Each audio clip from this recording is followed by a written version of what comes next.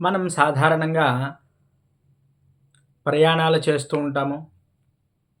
ప్రయాణాలు చేసేటప్పుడు కానీ, ఏదైనా ఆపదలో ఉన్నప్పుడు కానీ మనం ఏమి చేయాలి అంటే అండి, మరి భగవంతుడి యొక్క అనుగ్రహం తప్పకుండా మనకి చాలా అవసరం.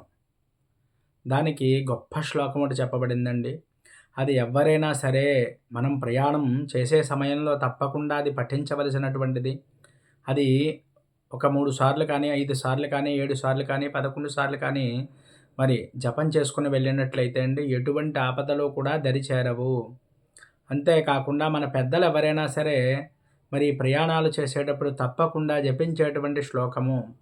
ఇది సాధారణంగా అందరికీ తెలిసినటువంటిదే.